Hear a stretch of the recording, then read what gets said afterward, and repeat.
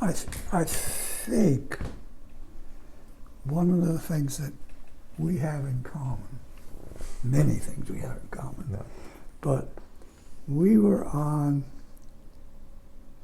the transition from one era of scholarship to a new era of over-specialization.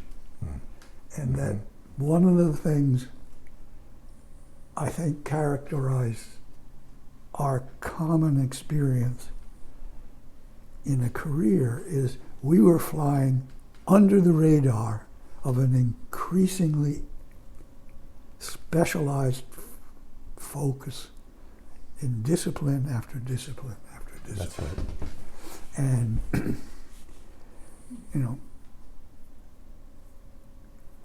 when I went to that college I didn't want to go to, I wanted to study general education. I wanted to study everything. Everything. Yeah. And the first week we were there, they said, you have to pick a major. I almost left. Turns out it was very lucky. That part of the story doesn't matter. But, they wanted us to pick one thing and do that and nothing else. And part of what you were describing earlier about the young folks at BDIC is that's how higher ed is now being perceived. I'm this. Yes. And I'm this to get a job, as opposed to I'm here to learn from what I can and whom I can in my time at university.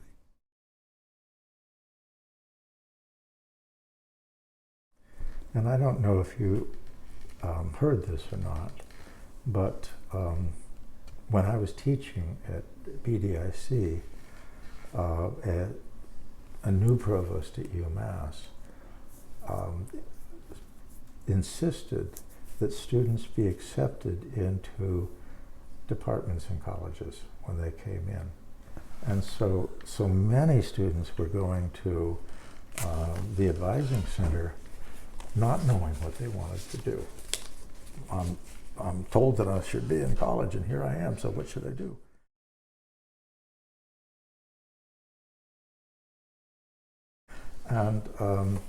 And there were some wonderful people who worked in that department, in the non-major advising area, and BDIC got an awful lot of its students through that process because students would come in and say, I just don't know, here's what I'm interested in, here's what I really like, but I can't really find it, in a department. And so the people in non-major advising would say, well, why don't you go see these folks, and so, and then that was completely done away with. That advising center was gone, and the people were sort of spread out in different colleges and departments. And I thought that was really unfortunate. I think it's catastrophic. Yeah.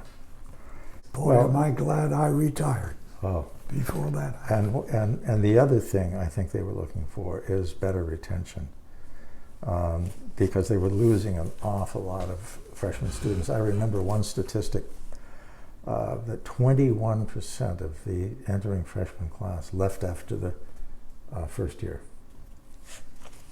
Just didn't want to do it anymore.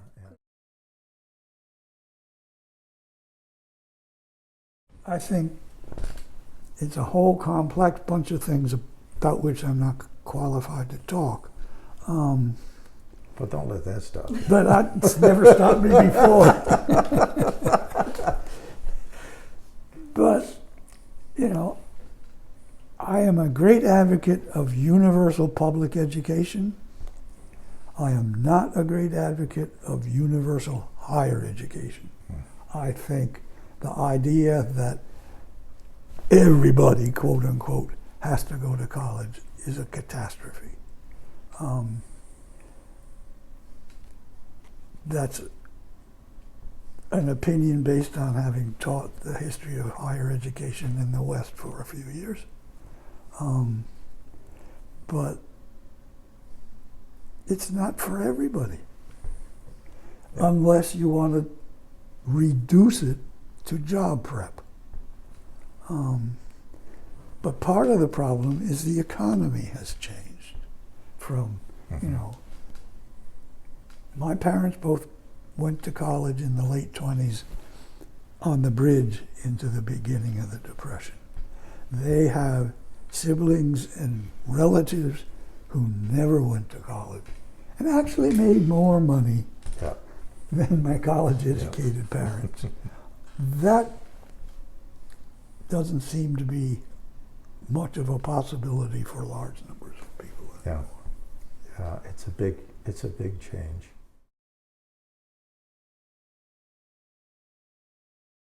And I think last time we talked a bit about the apprentice programs in Europe, and that people can go right into something that's going to really teach them how to be a plumber or a machinist or a woodworker or something like that. And the really important thing is that avenue into education and job training is highly respected. It's not a second-rate something that, like vocational schools are sometimes thought to be in the United States. At the same time, going that route does not exclude you from participating in the intellectual and artistic dimensions of the society. That's right. Right? That's right. They have city repertory theaters, they have state repertory theaters, they have orchestras, they have all kinds of things, Right. And it's not seen as the territory of the rich and famous. It's democratic. It's available to a Right. wide and the wide population participates in it. That's right. And you can be a tradesman and play the violin in a community orchestra. That's right. Yep.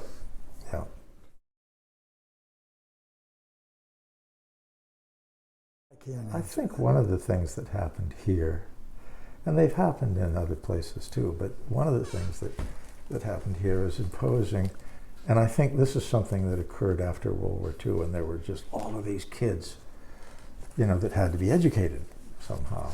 And so then in the 50s, you start having regional schools, and like 2,000 kids in a school, and efficiency became a very important part of administering a school, and really we imposed a business model on education as we were trying to cope with this large number of students that needed to be educated somehow, and we needed to do it as cheaply and as efficiently as possible. And I think that was a huge mistake in retrospect, to set up schools like that.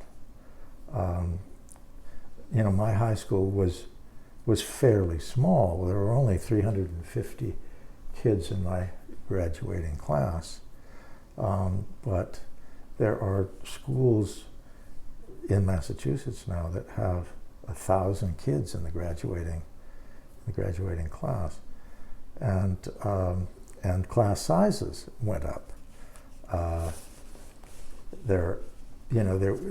After World War II, having 30 in a class was sort of de rigueur. I mean, every school had large classes, unless you were really lucky, lived in a small town or went to a private school. But it was this attempt, I think, to deal with the huge increasing numbers of children after World War II that encouraged this business model.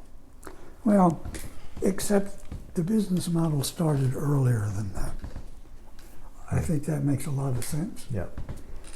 But boards of trustees are drawn from the business world. And it used to be, a lot of them were drawn from the manufacturing business world. You put in a raw product, you put in raw material, you work it over, and you produce a product. And, you know, community colleges would get into trouble because their enrollment numbers were high and their graduation numbers were low. And it wasn't until some people decided to look at that as opposed to the data-free decision making. They said, let's find out what's happening. And in some studies, again, you know, I retired over 20 years ago, so I'm not reading the research. But students would come to a community college with a clear set of needs. That's why they were there. But to satisfy those needs, they had to enroll in an AA degree program, or they had to enroll in a 2-year certificate program.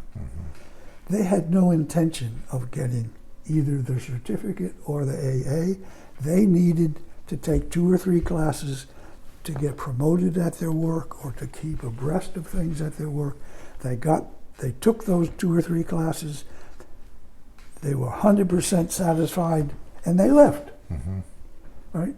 But the community college directorate didn't understand that, didn't see that as part of their mission, and couldn't comprehend that this many people enrolled and only this many people graduated. Yeah. But the school was providing an invaluable service both to the economy of the area and the people of the area. Yeah. And when you take that model to the 4-year private college or public college and then to the university, you get some really weird things.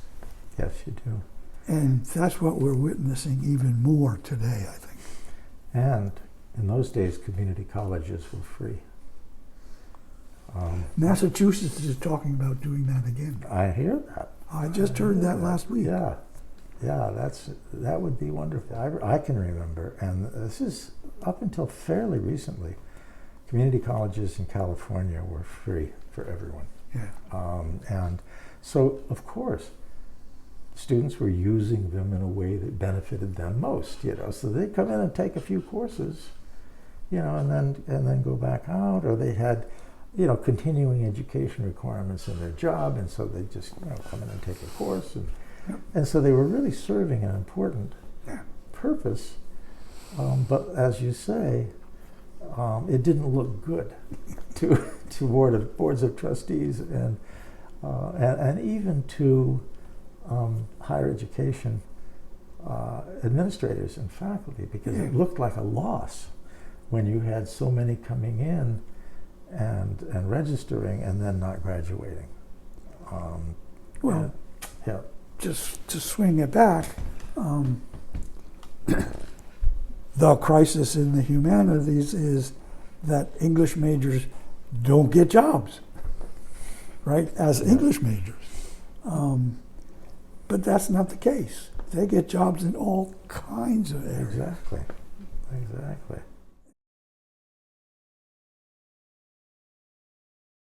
There was a time, again, I can't put my finger on the dates, but where medical schools, some medical schools, were saying, we don't need entering medical students to have pre-med degrees. We'll teach them the science. What we want them to have is humanities degrees, so they can listen to people and identify problems, break the problems down, and find solutions. And a few colleges, I think Bryn Mawr was one, opened a post-baccalaureate program for humanities majors to give them not the science for med school, but the mathematics that they didn't pick up as English majors or history majors. I don't think that lasted very long, but it was really very exciting. Yeah.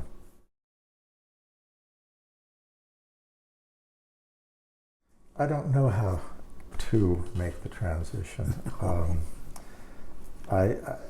It's something I've actually been involved in as an educator for years and years, especially in UWW, because people very often, they need a degree, but what they really want to do is learn more that will help them do what they're good at what they want to keep doing. I think it's so complex because it has to do with status, with the way different jobs are perceived in this country. You know, all the parents want their kids to be doctors or lawyers, you know, and it's and the kids want to be all kinds of different things. And I don't know, I mean, it's already happening. I mean, you know, students come out of high school, they go to vocational school, they want to be a plumber, and they do very well, and that's fine. But it's perceived as a lower status occupation, and that's one of the reasons I think parents all want their kids to go to college. It has to do with the way you're perceived in the culture, and I think that's really unfortunate. I just don't know how to change it. I don't know how to, because it's an old tradition in Europe, and it never, you know, they never went as far in the business model or insisting that everybody have a degree as we have in the United States.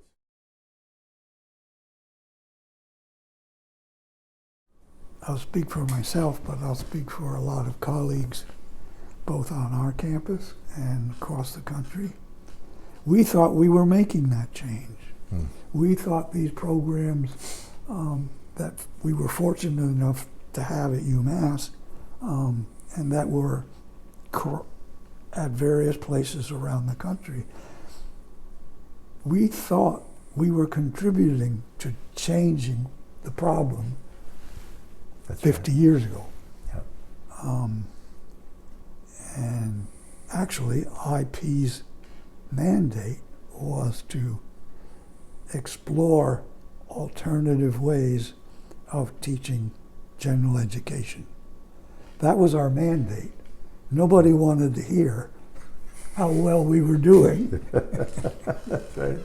I mean, we wrote annual reports with GPAs of our students, not only in the program, but at the time of graduation, the high percentage that went to graduate school, the high percentage that graduated with honors, the phenomenal graduation rate between entrance and graduation. We wrote annual reports every year for all those years, and we've never found out where they were filed. We certainly know they were never read. Yeah. But that's what we thought we were.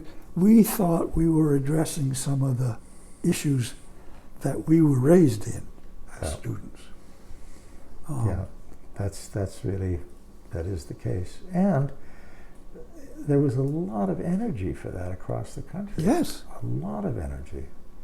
Well, Free universities and lots of UWWs. And look at Hampshire College, yeah. right? Yeah. Hampshire College was created in what was then the Four College area because some people recognized it was pretty stale.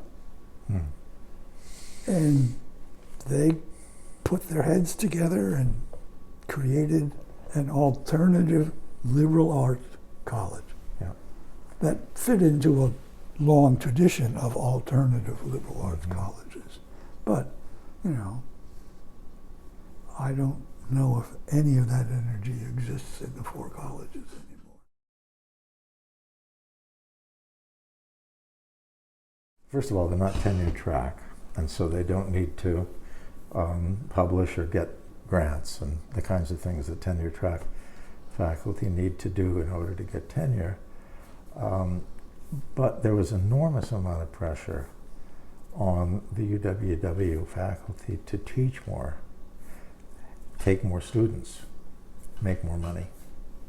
And that's why teaching and advising was separated in UWW by that same provost, as a matter of fact, that we were talking about. Thinking that the UWW teaching load was 2 courses a semester,